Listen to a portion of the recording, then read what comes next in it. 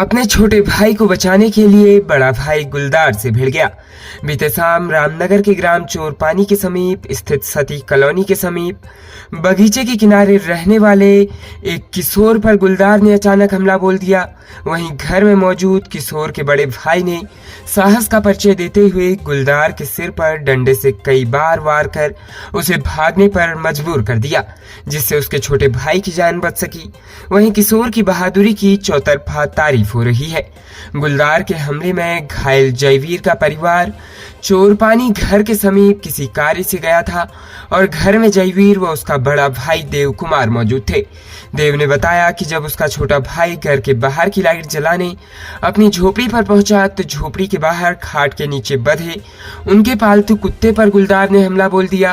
कुत्ते की आवाज सुनकर जयवीर जैसे ही गुलदार के चुंगल से अपने कुत्ते को बचाने के लिए उसे खोलने का प्रयास किया, तभी गुलदार ने जयवीर पर हमला बोल दिया। जयवीर ने जैसे ही शोर मचाया तो घर में मौजूद भाई देव कुमार बाहर आया और उसने देखा कि उसके भाई की टांग को गुलदार ने अपने मुंह में दबा रखा है। इसी बीच देव ने साहस का परिचय देते हुए घर के अंदर से डंडा लाकर गुलदार के सिर पर कई वार कर दिए, जिसके बाद गुलदार उसके भाई को छोड़कर बगीचे की ओर भाग गया। गुलदार के हमले में जयवीर गंभीर रूप से घायल हुआ है, जिसके बाद परिजन उसे उपचार के लिए रामनगर के सरकारी अस्पताल लाए, जहां चिकित्सकों ने प्राथमिक उपचार के बाद घायल किशोर को छुट्टी दे दी। वहीं घटना के बाद गुलदार के आतंक से ग्रामीणों में दहशत का माहौल बना हुआ है। लोगों ने वन विभाग से गुलदार के आतंक से निजात दिलाने की मांग की है। देव द्वारा गुलदार के साथ किए गए संघर्ष के बाद अपने भाई की जान बचाने की भी जमकर प्रशंसा हो रही है। राज्य उत्तराखंड के हरिद्वार जनपद के पिरान कलियर धनौरी मार्ग पर बीती देर रात लकड़ी से भरे एक ट्रैक्टर ट्रॉली और मिनी बस की जोरदार भिड़ंत हो गई। वहीं भीषण सड़क हादसे में मिनी बस चालक की मौके पर दर्दनाक जान चली गई, जबकि उसका एक साथी गंभीर रूप से घायल हो गया। सूचना पर मौके पर पहुंची पुलिस ने मृतक के शव को कब्जे में लेकर मोर्चरी में भिजवा दिया। साथ ही घायल को उपचार के लिए अस्पताल में भर्ती कराया गया है। इसी के साथ पुलिस ने लकड़ी से भरे ट्रैक्टर ट्रॉली को अपने कब्जे में ले लिया है। जानकारी के मुताबिक पिरान कलियर थाना क्षेत्र में धनौरी कलियर मार्ग पर बीती रात एक भीषण सड़क हादसा हो गया। बताया जा रहा है कि एक मिनी बस पिरान कलियर से धनौरी की ओर जा रही थी। इसी दौरान सामने की तरफ से एक लकड़ी से भरी ट्रैक्टर ट्रॉली और मिनी बस की आपस में जोरदार भिड़ंत हो गई। टक्कर इतनी जबरदस्त थी कि मिनी बस के परखच्चे उड़ गए। वहीं हादसा होते ही आसपास के लोगों की भीड़ जमा हो गई। हादसे में मिनी बस चालक मनोज गिरी निवासी दौलतपुर की मौके पर ही दर्दनाक जान चली गई, जबकि उसके साथी सोनू निवासी दौलतपुर गंभीर रूप से घायल हो गया। वहीं हादसा होने के बाद ट्रैक्टर चालक अपना वाहन छोड़कर मौके से फरार हो गया। हादसे की सूचना मिलते ही पुलिस घटनास्थल पर पहुंची और पुलिस ने घायल सोनू को उपचार के लिए रुड़की के सिविल अस्पताल में भर्ती कराया। इसके बाद पुलिस ने मृतक चालक के शव को कब्जे में लेकर अस्पताल की मोर्चरी में रखवा दिया।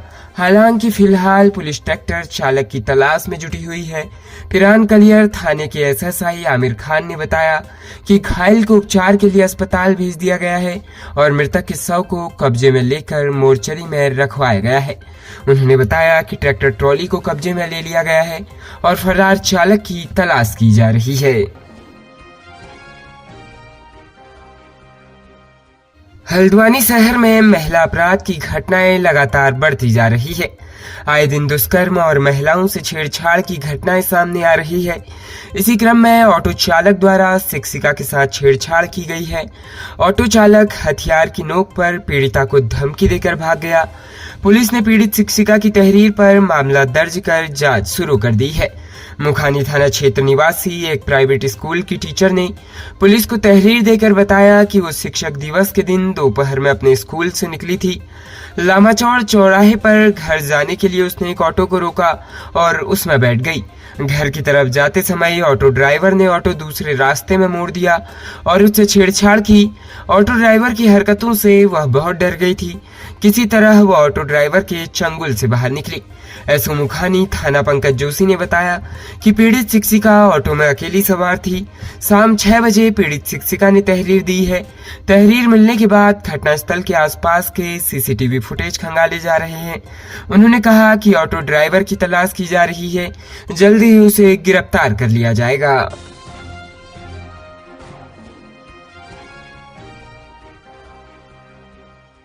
राज्य उत्तराखंड में अक्सर चर्चाओं में रहने वाले उत्तराखंड सरकार के कैबिनेट मंत्री गणेश जोशी आय से अधिक संपत्ति के मामले को लेकर फिर से सुर्खियों में है।